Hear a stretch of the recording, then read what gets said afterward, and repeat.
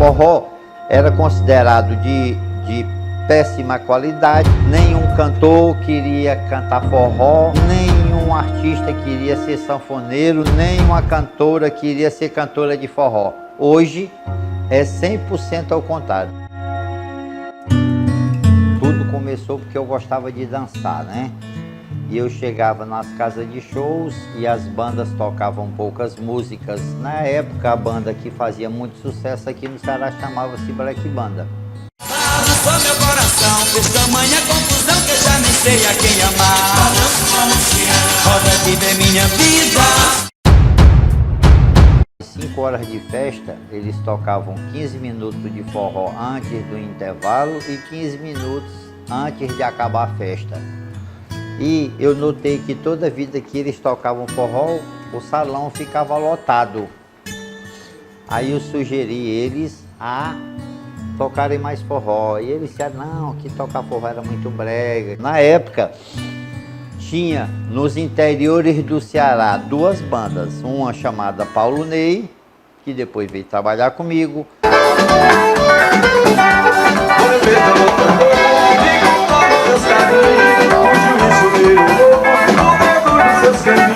E outra depois chamada João Bandeira, que também veio trabalhar comigo. Nós vivemos de bebida, sem consolo e sem guarida, o mundo é enganador. A influência deles é que eram 2 pessoas que faziam muito sucesso tocando forró. Tudo eles transformavam em forró. Por quê? Porque não tinha compositor de forró, nem os compositores tinham vergonha de fazer forró. No primeiro disco do Mastruz, nós fomos obrigados a fazer várias regravações e no segundo, por não ter composições inéditas para fazer o disco. Foi aí que eu descobri a Rita de Cássia. Com 3 sucessos no segundo disco, a Rita já faz... Aí começou a aparecer Luiz Fidelis, Ferreira Filho. Hoje nós temos uma editora no Passaré com 11.500 músicas de forró. Você imagine que aqui tem editada e registrada 11.500 músicas. Então dá para fazer um bocado de disco, viu? Se você dividir por 10, dá 1.000 e tantos discos. O forró, como era feito antigamente, era muito pobre de recursos. Por quê? O triângulo trabalhava na região dos agudos, o zabumba na região dos graves e a sanfona ficava passeando junto com a baixaria, fazendo o solo e tudo. Esses 3 instrumentos são muito pobres em harmonia para fazer um som perfeito. Aí o que o Mastruz adicionou? O contrabaixo, que ninguém usava, a guitarra, que ninguém usava, os teclados, que ninguém usava, a bateria. Então formou-se uma banda. A gente trabalhou com plano de voz em cima e a sanfona embaixo. Depois é que vinha todos os instrumentos. Ainda é feita as mixagens nossas, ainda são feitas assim. Primeira voz, depois a sanfona. Em seus lugares, todo mundo dos seus lares, uma fogueira pelos ares distantes dessa união. As bandeirinhas penduradas nessa rede, um sinal que vai subindo, captando meu balão. Nós gravamos o primeiro disco num estúdio de 12 canais, chamado Pro Áudio. E a grande sacada do Mastruz com Leite foi botar o nome da banda no meio da música. Quando terminamos de gravar, eu chamei o Marcílio e disse, Marcílio, o seu estúdio gravou o maior sucesso da vida dele. Pro Áudio ainda até hoje é o maior sucesso. Quando eu fui na gravação, gravar Black Banda, eu aprendi muita coisa de estúdio. Eu disse, vou botar um estúdio em Fortaleza de 24 canais, porque tinha um de 12 e eu queria dobrar já um para 24 canais. Aqui foi o maior investimento da minha vida quando eu começando. É uma máquina chamada casseteira, de produzir cassete. Então, todas as gravações de CD, de cassete na época era gravado nessas 2. Quando eu fiquei rico, aí eu comprei mais essas 2. Tirava 8 fitas a cada 15 segundos. Gravava os 2 lados. Aqui, ó, é o gravador, primeiro gravador da Som Zoom. Gravação analógica. E aqui, todas as fitas analógicas. Então era topo de tecnologia. Quando eu disse para as pessoas que iria gastar 150 mil dólares para montar um estúdio, todo mundo disse que eu era maluco, que nunca na vida eu ia pegar esse dinheiro de volta. Aí o Mastruz estourou uma música, Meu Vaqueiro, Meu Peão, que pagou a conta. Ó meu vaqueiro, conquistou meu coração, na pista da paixão me valeu, foi. Ó meu vaqueiro, meu peão, conquistou meu coração, na pista da paixão me valeu, foi. O Mastruz deu 3 arrombadas grandes na vida. Uma foi Meu Vaqueiro, Meu Peão. A segunda foi gravar o primeiro CD de forró ao vivo, que em 3 meses vendeu 1 milhão de cópias. Nós chegamos a ser dono com a Som Zoom de 8,4% do mercado nacional de CD. Você imagine uma empresa nordestina que tinha quase 10% do mercado nacional, brigando com multinacionais que era no mínimo 1 milhão de vezes mais potente do que a gente. Só que nós tínhamos o sucesso e eles não. Aí apareceu de novo a dificuldade dos compositores. Aí eu digo, vou botar uma editora e trazer os compositores. Como é que funciona o compositor? Na hora que você faz uma música, que você bota no disco, é rateado entre os compositores na venda do preço do disco. Vamos dizer que o disco foi vendido por R$10. Então, 8 ponto alguma coisa é dividido entre os compositores. Se tiver 8 faixas, então é 1% para cada um. Montei a editora, então começou a fechar o negócio. Todo mundo só queria tocar música em junho. E eu não fiz banda de forró para tocar em junho. Eu fiz para tocar 365 dias e mais 6 horas por ano. O rádio é o seguinte, a ideia do rádio foi de um cara aqui, de um locutor chamado João Inácio Júnior. E o João Inácio Júnior, no dia que eu fui montar a Som Zoom Sat, eu chamei ele, botei ele na minha frente. Bora, João, vamos montar, eu estou pronto agora e tenho dinheiro para montar. Ele disse, eu não vou não. Eu digo, rapaz, mas não foi tu que deu a ideia? Ele disse, não vou não, porque eu não posso deixar meu emprego lá não, depois não dá certo. Eu digo, pô, eu vou sozinho. Estou autorizado, ele disse, tá. Aí eu montei. Quando eu montei a Som Zoom, a estação de terra e a vaga no satélite custava aproximadamente, na época, perto de 700 mil dólares. Era uma verdadeira loucura. Mas eu fui sem dor de cabeça nenhuma. Cheguei a ter 118 rádios espalhadas no Brasil.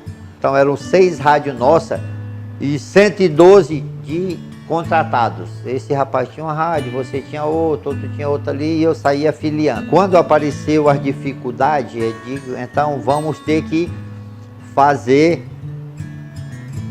alguma coisa que eu consiga chegar em todos os lugares ao mesmo tempo, de uma só vez. Por isso que foi desenvolvido a rede Som Zoom Sat, para divulgar nacionalmente. Qual era o objetivo? O objetivo era evitar o jabá. Por que o jabá? Porque eu chegava a um negócio em cidade X, fechava para tocar o mês, deixava pago, na hora que eu subia no avião, o cara guardava o disco e não tocava e eu perdi o dinheiro. Então só tinha um meio. Eu comecei a tratar música como mercadoria de prateleira. Eu alugava a rádio desse rapaz e daqui, via satélite, eu mandava todas as músicas, mandava programação, mandava os comerciais, mandava festa. Eu bolei um sistema onde todos os donos de rádio eram parceiro meu nas festas que eu ia fazer na cidade. A sua rádio, vamos dizer que é FM 1000. A FM 1000 repetia o som da Som Zoom Sat, eu lhe comprava os espaços eram usados para me fazer festa com você. Na sua cidade, tinha uma loja de disco. Eu mandava os discos para vender na cidade, a sua rádio tocava e eu fazia festa. Então eu comecei a juntar todo mundo em volta do forró e todo mundo tocando. Foi assim que eu entrei em Recife, em São Paulo, no Rio, em todos os cantos do Brasil. A Sons Unsat chegou a ter 118 rádios afiliadas. Hoje, existe no Nordeste aproximadamente 3.000 bandas de forró. Então foi uma revolução gigantesca no mundo da música. Daí eu comecei a associar a festa e as vaquejadas. Por quê? Porque a vaquejada era um negócio tipicamente nordestino, que dava muita gente, mas os forró eram pequenos. Então a gente fez com que as festas ficassem grandes vaquejadas e os forró fossem gigantescos, porque toda vaquejada, a vaquejada em si dá prejuízo. O que está por prejuízo da vaquejada é o forró. Aí eu montei um parque de vaquejada. Hoje eu tenho no Ceará 3 parques de vaquejada. Quando eu montei a primeira banda para tocar forró, chamava-se Banda Aquários. Mas os caras tinham vergonha de tocar. Eles tinham a mesma filosofia da Black Banda, só queriam tocar rock, só as paradas que eles achavam bom. E a minha proposta não era tocar rock, não era banda de baile, era banda de forró. O que eu fiz? Eu digo, vou descobrir pessoas que gostem e não tenham vergonha de tocar forró. Aí eu trouxe Neto do Iguatu, trouxe Canário Reis do Iguatu, trouxe Marabá, que era catador de osso. Bel era motorista de entrega de material de construção. E Lambidinha vendia produto químico. Depois que nós fizemos um concurso que a Kátia ganhou, a Kátia Silene, num concurso onde tinha 550 pessoas disputando. Daí fazia inscrições na televisão aqui num programa chamado Terral. Era um programa de televisão que tinha muita audiência e era todas quinta-feira. Era pela TVE, ela tinha uma geradora que gerava para todo o Ceará. As pessoas mandavam a fita cassete, eu escutava a voz e marcava um dia da semana, ia para um clube chamado Grécia, aí juntava 100, 200 pessoas, ia testando tudinho, selecionando as que tinham condição de ir para a televisão. Eu disse para eles, olha, nós estamos ensaiando aqui, nós vamos tocar, eu estou montando uma banda para ir tocar no Faustão. Daqui a uns tempos vocês vão tocar no Faustão. Aí eles começaram a olhar para mim e achar graça, rir. Aí eu fiquei aguardando, passou-se 1 ano e meio e eles foram tocar no Faustão.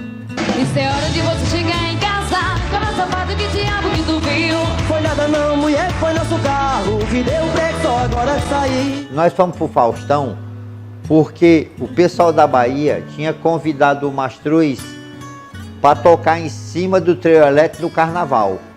Aí nós fomos fazer o lançamento da banda no Faustão, cantamos inclusive uma música na época que era um sucesso nacional, chamado É o Bicho. Botamos em ritmo de galope, que é um ritmo misturado sertanejo com baiano, né? Tocamos Meu Vaqueiro, Meu Pinhão e outras músicas lá. Quando o Mastruz começou, ele tocava 5 horas de forró sem intervalo. Aí apareceu a lei da oferta e da procura, que é uma lei que existe no mundo todo. Tinha muita oferta e eu só tinha um Mastruz. Aí o que eu fiz? Criei o Mel com Terra, criei o Calanga Aceso, criei o Balaio de Gatos. O que eu fazia? Armava 2 festas, o Mastruz começava a tocar aqui, depois entrava o Mel com Terra, depois entrava a Banda Aquários, depois entrava o Calanga Aceso. Aí o Mastruz vinha aqui, tocava Mastruz, Calanga Aceso, Mel com Terra. Eu já passei a fazer 2 festas em vez de uma. Por quê? Porque tinha A lei da oferta e da procura. Nessa evolução, eu montei uma gravadora chamada Sonzum. Eu tinha o estúdio, tinha a festa para fazer, tinha a editora, tinha a gravação e agora eu ia vender o CD. Então, eu sou o único cidadão no Brasil que pode fazer um disco com 150 faixas, porque os fonogramas são nossos, a editora é nossa. Então, ninguém no Brasil consegue fazer isso, só o Mastruz com Leite, porque ele é dono de cima até embaixo, de todas as partes que compõem um CD. Eu conheci uma história da minha avó, dizendo para que se via mastruz com leite. E eu fiquei marcado. Uma galinha dela quebrou a pata. Aí ela foi e começou a dar mastruz sem o leite. E fez uma talisca e emendou. Passado o tempo, ela bateu a galinha para comer. E quando ela tirou a perna da galinha, estava lá a soldazinha bem verdezinha. Isso me chamou muita atenção.